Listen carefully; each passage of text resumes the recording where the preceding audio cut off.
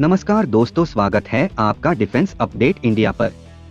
दोस्तों, ये खबर आप सभी लोगों को मिल गई होगी कि चीन के करीब 200 जवानों ने भारतीय सीमा में घुसपैठ करी है और ये घुसपैठ हुई है अरुणाचल प्रदेश के तवांग में। शुरुआती खबरों में यह कहा गया था कि चीन के सैनिकों ने भारतीय सेना के बंकरों को नुकसान पहुंचाया है।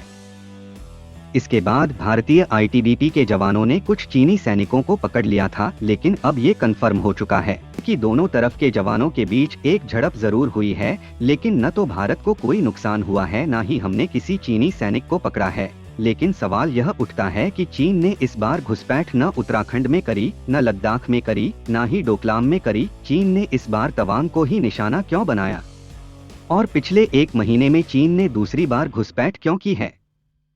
दोनों ही कारण जानना आपके लिए बहुत ही ज्यादा जरूरी है। तो चलिए बिना समय व्यर्थ करे शुरू करते हैं। इस पूरे मामले को डिटेल से जानते हैं। तो देखिए, सबसे पहले आपके लिए जानना जरूरी है कि चीन घुसपैठ क्यों कर रहा है।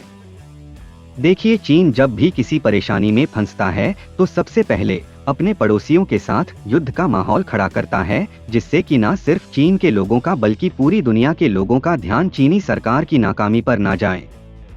सबका ध्यान इन कॉन्फ्लिक्ट पर, इन युद्ध की परिस्थितियों पर जाए। जैसा कि अब से एक हफ्ता पहले चीन के अंदर खुलासा हुआ कि चीन की एक बहुत बड़ी रियल एस्टेट कंपनी है एवरग्रैंड, इस पर करीबन 300 अरब डॉलर का कर्जा है और ये क्राइसिस अगर नहीं सुलझाया गया तो ये पूरी चीन की अर्थव्यवस्था को लेकर डूबेगा और इसके बाद चीन की सरकार का क्रिटिसिज्म शुरू हो जाएगा। न सिर्फ विदेशों में बल्कि खुद चीन के अंदर भी इसको लेकर आवाज उठने लगी। इस ग्रैंड कंपनी ने कई लाखों चीनियों को ये वादा करके रखा था कि हम आपको घर बनाकर देंगे, पर अब हालत ये है कि ये कंपनी दिवालिया हो जाएगी। अगर ये दिवालिया हो गई तो उन लाखों लोगों की सारी जमा पूंजी वापस नहीं मिलेगी। तो ऐसे में चीन के अंदर, जी हाँ, शेनझेन शहर में जहाँ पर इसका हेडक्वार्टर था, वहाँ पर प्रदर्शन हुए। जी हाँ, चीन के अंदर प्रदर्शन हुए, जो कि एक बहुत बड़ी बात थी। और चीन ने क्या किया, इससे ध्यान हटाने के लिए ताइवान के अंदर 56 लड़ाकू विमान घुसा दिए, जिससे कि चीनियों का और पूरी दुनिया का ध्यान इस बात पर चला गया कि चीन और ताइवान के बीच में युद्ध शुरू हो सकता है। लेकिन अब उसके बाद हुआ ये कि चीन के अंदर एक बहुत बड़ा पावर क्राइसिस शुरू हो गया। चीन के बड़े बड़े शहरों में बिजली की कटौती होने लगी। चीन की करीबन 50 से 60% फैक्ट्रियां ठप पड़ गई क्योंकि उनमें बिजली ही नहीं थी। इतना ही नहीं, चीनी सरकार ने अपने देश के लोगों को ये फरमान जारी कर दिया कि आप ऐसी इलेक्ट्रॉनिक चीजें बंद कर दीजिए जो ज्यादा बिजली खाती हों, और इससे चीन के अंदर चीनी सरकार का विरोध और तेजी से बढ़ा। दुनिया भर में उनका क्रिटिसिज्म होने लगा क्योंकि एप्पल, टेस्ला जैसी जो विदेशी कंपनियां थी, इनके प्लांट बिजली की कमी के कारण बंद पड़े हैं। तो ऐसे में चीन ने एक बार फिर अपने पड़ोसी को निशाना बनाया, यानी कि भारत को। इन्होंने सोचा कि भारत के साथ एक कॉन्फ्लिक्ट शुरू करते हैं, जिससे कि पूरी दुनिया का ध्यान इस बात पर जाएगा कि भारत और चीन के बीच में युद्ध हो सकता है। चीन की कमियां एक बार फिर से दुनिया से छुप जाएगी। लेकिन अब दिक्कत ये थी कि भारत के साथ कॉन्फ्लिक्ट कहां से शुरू करे।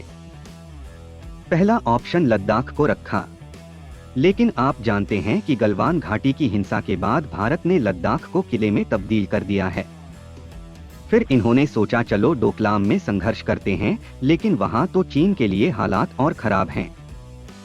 2016 में वहां पर संघर्ष हुआ था। तब से भारत ने वहां पर इतनी हैवी मिलिट्री लगा कर रखी है कि वहां पर एक कदम बढ़ाना भी संभव नहीं है। इन्हें चाहिए थी एक ऐसी कंट्रोवर्सी की जगह जहां पर भारत को परेशानी भी हो और दुनिया भर में चर्चा भी हो। तो ऐसे में निशाना बनाया है तवांग को। तवांग चीन के लिए स्पेशल है और भारत के लिए भी। 1962 के युद्ध में चीन ने तवांग पर कब्जा कर लिया था। हालांकि बाद में चीनी सेना को यहां से वापस हटना पड़ा था, लेकिन तभी से तवांग भारत और चीन के लिए नाक की लड़ाई बना हुआ है।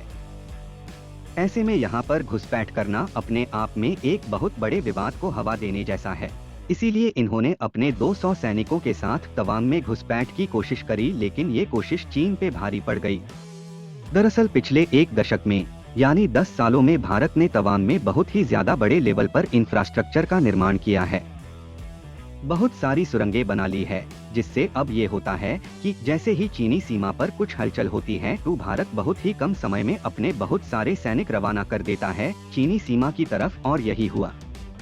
चीनी आई तो इसलिए थे कि वो जमीन पर कुछ कब्जा करेंगे, कुछ स्ट्रक्चर है वहां पर पुल होगा या बंकर होगा उसे तोड़ेंगे, लेकिन भारतीय सैनिक इतनी जल्दी चीनी सीमा पर और चीन से दोगुनी तिगुनी संख्या में पहुंच गए कि वे कुछ कर ही नहीं सके और उन्हें वापस लौटना पड़ा और चीन का एक और प्लान नाकाम हो गया। इससे एक सीख भी मिलती है कि चीन को पछाड़ना कोई बड़ी बात नहीं है, बस भारत को करना यह है कि भारत चीन सीमा पर ज्यादा से ज्यादा इंफ्रास्ट्रक्चर यहां पर खड़ा करना होगा ताकि आने वाले समय में चीन हमारी 1 इंच जमीन पर भी घुसपैठ ना करे।